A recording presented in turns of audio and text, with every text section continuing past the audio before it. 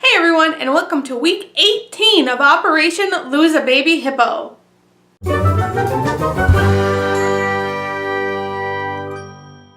So tomorrow is Halloween, which means that my house is currently full of Halloween candy, which is super tempting. I'm not going to lie. There is been a lot of moments where my willpower has been tested greatly. However, I've made a promise to myself that I will not have a single piece of candy this Halloween. I am going to hold firm to that because I know that if I have one, I will eat the entire bowl before even Halloween starts tomorrow. We went a little bit crazy with Halloween candy this year because it is our first year in this house. We live right across from a school. We have no idea how trick-or-treating is going to go, if we're going to have a lot of kids, if we're not going to have that many kids. We're not sure, so we decided to overbuy this year so that we can kind of see how it goes, and then next year we will adjust accordingly. So that means that I have more candy than usual in my house. I always have some candy in my house because my fiance loves chocolate, but instead of having the normal one bag, I have like 6 bags of candy right now and all the best flavors, which sucks for me, but I'm hoping will make us a really big hit with all of the neighborhood kids and that we are, known for being one of the better houses, because I always hated trick-or-treating as a kid and getting the crappy candy. I want to not be that house. I want to be the good house that kids walk away from and go, oh, I really liked the candy that they had.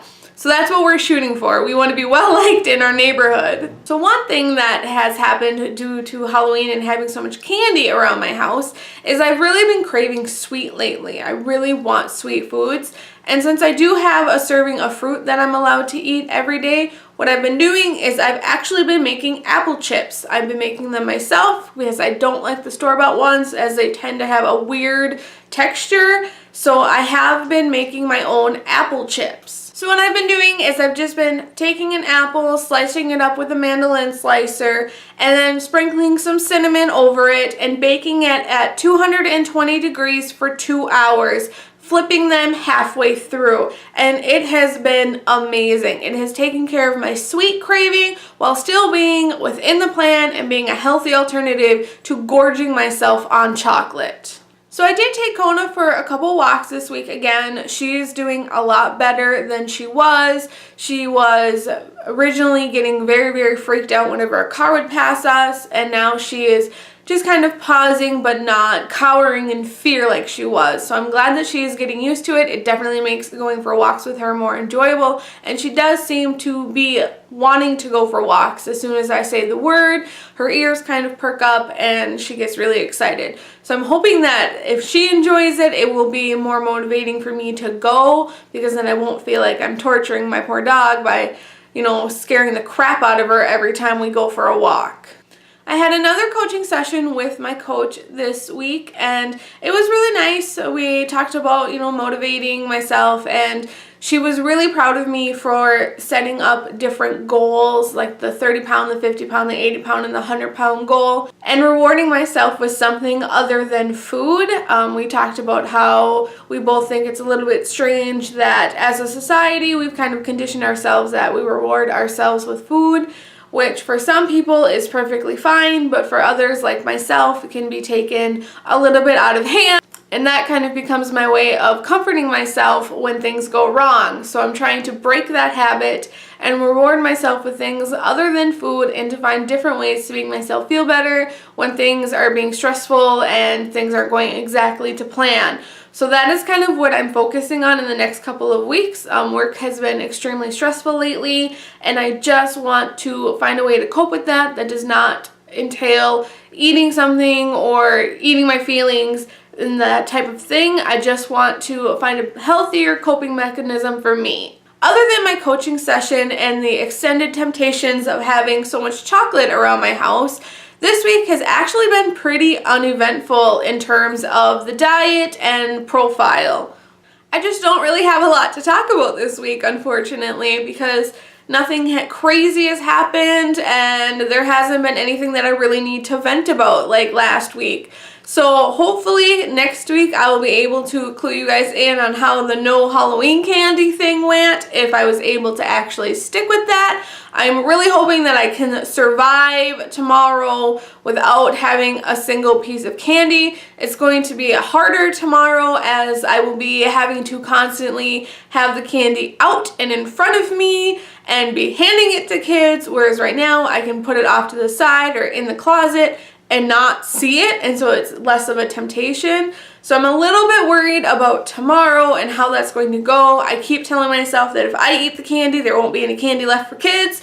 So that has kind of been my motivator right now, to not cheat and to not have any, because I want to be a well-liked house. I want to be well-liked in this neighborhood. So I want there to be as much candy and not to run out of candy. So I cannot eat any myself. I can't. I won't let myself. This week I lost 2.87 pounds, so I am down to 188.93 pounds. So I am only 1.7 pounds away from my second goal of losing 50 pounds by January, which is very exciting. So I have actually started looking at the Lush website and putting stuff in my shopping cart so that when I hit that goal, hopefully next week, I will be all ready to splurge at Lush, which is going to be so fun for me. I love Lush so much. Their bath products are so amazing. I love their bath bombs. I love their shampoo, their conditioner. I love their bubble bars, all of it. So I'm very excited about that. And also kind of what I've decided to do is that every 10 pounds between the 50 pounds and the 100 pounds, I'm going to take an extravagant bath using a bubble bar or a bath bomb and just kind of let myself relax that way. And that way then I have an excuse to be using all of those Lush products without feeling, without having to wait for a super stressful day or a special occasion. And B, I'm also motivating myself in between the bigger goals with tinier, smaller goals. So I am kind of excited about that. I cannot wait to get all of my Lush products. I can't wait to hit that 50 pounds gone, which again, hopefully that will be next week. I will see you guys in week 19. If you guys like this video, please hit that like button. Also subscribe so you can follow me along on Operation Lose a Baby Hippo. See you next week.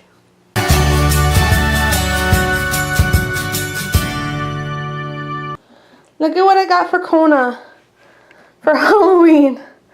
She hates it so much, but she's tolerating it because I have treats in my hand right now. But isn't it just the cutest thing ever?